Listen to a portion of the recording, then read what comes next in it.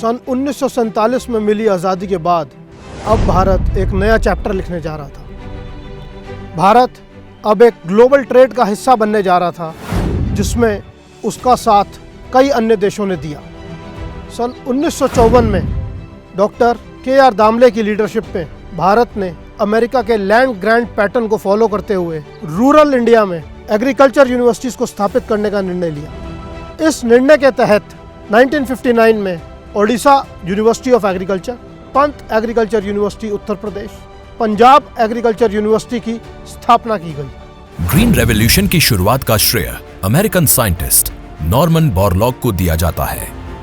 1904 के दशक में मैक्सिको में रिसर्च करते हुए उन्होंने गेहूं की नई अधिक उपज देने वाली किस्में डेवलप की। एज अ रिजल्ट 1960 में मैक्सिको गेहूं के सबसे बड़े एक्सपोर्टर में से एक बन गया।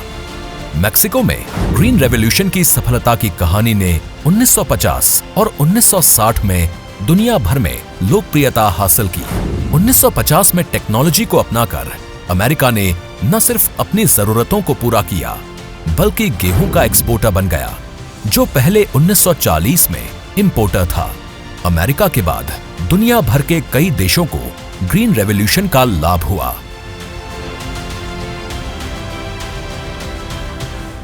सन 1960 के बाद जहां एक तरफ भारत ने अपने द्वार पूरे विश्व के लिए खोल दिए थे, वहीं कुछ ऐसी समस्याओं का भारत को सामना करना पड़ रहा था जिनका निस्तारण करना बहुत आवश्यक था।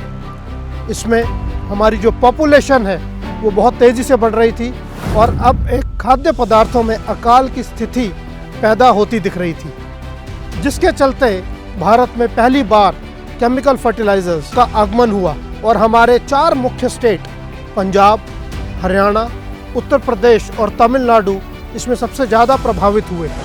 अब किसानों को एग्रीकल्चर यूनिवर्सिटीज़ के तहत पैकेज ऑफ प्रैक्टिस दिया जाने लगा, जिसमें उनको ये केमिकल फर्टिलाइजर्स का उपयोग कैसे करना है वो समझाने की प्रतिक्रिया बताई जाने लगी। केमिकल फर्टिलाइज़र का अधिक मात्रा में उपयोग किसानों के लिए एक चक्रव्यूह साबित हुआ। एक तरफ जब किसान केमिकल फर्टिलाइज़र जैसे कि DAP, यूरिया आदि इनका उपयोग करता है, दूसरी तरफ जब उसके खेतों में पेस्ट, इंसेक्ट, कीट ये सब आते हैं तो वो केमिकल पेस्टिसाइड, केमिकल इंसेक्टिसाइड इनको डालता है। ये जो पेस्ट और इंसेक्ट हैं, ये कुछ समय में इस केमिकल पेस्टिसाइड के विरुद्ध इम्यूनिटी डेवलप कर लेते हैं और जिसके चलते किसान अब और ज़्यादा केमिकल फर्टिलाइज़र का उपयोग करता है। इस पूरे चक्रव्यूह में किसान धंस चुका है और 70 और 80 के दशक में किसान का हाल बहुत बुरा चला,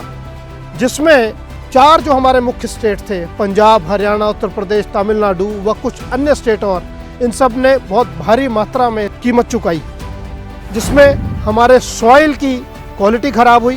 पंजाब में कैंसर ट्रेन चलने लगी, हमारे किसान भाइयों को सुसाइड करना पड़ा कर्जे के अंदर दब के, और ऐसी अन्य चीज़ें पूरे हमारे देश में बीमारियां फैलने लगी, अधिक मात्रा में केमिकल फर्टिलाइज़र यूज़ होने लगा उसकी वजह से।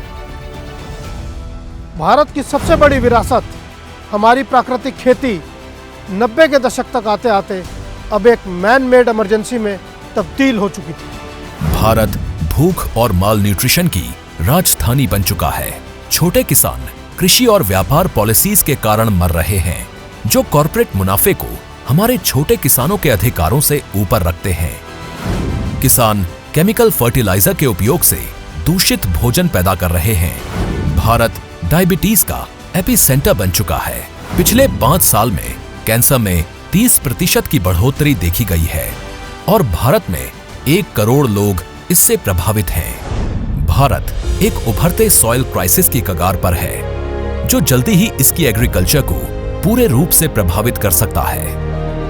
एग्रीकल्चर यूनिवर्सिटीज़ के द्वारा दिया गया पैकेज ऑफ प्रैक्टिस किसानों के बीच में ये हाईलाइट करने में पूरी तरह से नाकामयाब रहा कि ऑर्गेनिक खाद, ऑर्गेनिक न्यूट्रिएंट्स और ऑर्गेनिक माइक्रोब्स, बैक्टीरिया जैसे कि nitrogen fixing bacteria, phosphate solubilizing bacteria, इनकी क्या इंपॉर्टेंस है। इसके चलते किसान पूरी तरह से केवल केमिकल फर्टिलाइजर्स के ऊपर डिपेंडेंट हो गया। इसका नतीजा ये हुआ कि अब 3% जो ऑर्गेनिक कार्बन हमारे सॉइल में था अब उसकी जगह केवल 0.3 to 0.6% ही ऑर्गेनिक कार्बन की मात्रा रह गई है। सरल शब्दों में अगर मैं आपको समझाऊं तो इसका मतलब ये है कि हमारा जो NPK है पहले के मुकाबले अब केवल 20% है। मतलब कि किसान को अब केमिकल फर्टिलाइज़र 5 गुना लगाना होता है। तो जो पहले हमारे देश में 1 किलो NPK के नेचुरल इनपुट से करीब 80 किलो धान या गेहूं होता था, आज उतनी ही मात्रा में 1 किलो NPK अगर हम डालें तो केवल 16-16.5 किलो ही आउटपुट निकलता है। विदेशियों के लाए हुए chemical fertilisers, chemical insecticide, pesticide और उनके बनाए हुए एग्रीकल्चर पैकेज ऑफ प्रैक्टिस को अपनाने में ग्रीन रेवोल्यूशन के अंदर हम समझ ही नहीं पाए कि कब उसके उपयोग को हमने दुरुपयोग में बदल दिया।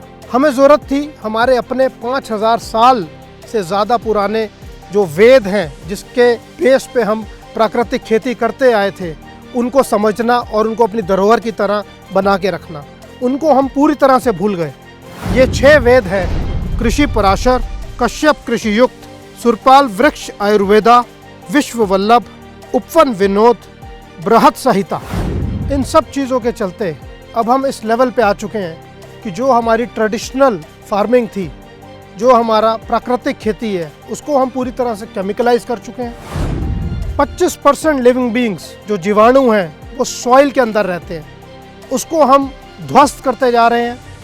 और खेती जो एक बहुत ही पवित्र काम है, अब हमने उसको एक केमिकल का धंधा बना दिया है। इन तीनों संकट का समाधान सिर्फ बदलाव में है। एक अनहेल्दी, जहरीले, पोषणहीन, महंगी भोजन व्यवस्था से एक हेल्दी, पौष्टिक, सस्ते और सस्टेनेबल सिस्टम में बदलने में है, जो कि हमारी पृथ्वी, किसान और सभी नागरिकों के स्वास्थ्य को सुधारता है। ऑर्गेनिक एग्री इनपुट्स जैसे सभी सोर्सेस से और व्यक्तिगत रूप से ज्यादा जैविक खाद जनरेट करना, जो मिट्टी के स्वास्थ्य को बढ़ाने के लिए सफिशिएंट ऑर्गेनिक कार्बन प्रोवाइड करेगा। फसल की मिट्टी की क्वालिटी को फिर से ठीक करने के लिए माइक्रोब्स के साथ मिक्स्ड बायोस्टिमुलेंट्स का उपयोग, बायो प्रोडक्ट्स और जीरो केमिकल रेसिड्यू का उपयोग करके अच्छी क्वालिटी और न्यूट्रिशियस खाना प्रोड्यूस करें। सर एल्बर्ट हॉवर्ड को 1905 में भारत के दौरे पे भेजा गया। पता है किस लिए? ताकि वो भारत आके केमिकल फर्टिलाइज़र को इंट्रोड्यूस कर सके। मगर जब वो यहाँ आए, उन्होंने यहाँ की प्राकृतिक खेती देखी तो उन्होंने किसान को ही अपना प्रोफेसर बना लिया और एक वाइट पेपर रिलीज़ किया जिसका नाम दिया एग्रो इकोलॉजी। और उस पेपर को उन्होंने पूरे वर्ल्ड में रिलीज़ किया कि भारत में होने वाली प्राकृतिक खेती को कॉपी करके पूरी दुनिया में चलाना चाहिए और ऑर्गेनिक फार्मिंग कैसे होती है ये भारत से सीखना चाहिए। क्या आपको अभी भी लगता है कि भारत का किसान बिना केमिकल के खेती करने में सक्षम नहीं है? जो गलती हमने पिछले 70 साल में करी है उसको अब हमें धीरे धीरे सही करना है। हमें धीरे धीरे अपनी केमिकल खेती से अपनी प्राकृतिक खेती की तरफ चलना है। मैं मनिंदर सिंह आप सबसे ये हाथ जोड़ के बेनती करता हूँ कि हम अब इस डायरेक्शन में काम करें, प्राकृतिक खेती को बढ़ावा दें, किसान भाइयों का सहयोग करें और अपने भारत देश को मजबूत बनाएं। जय हिंद।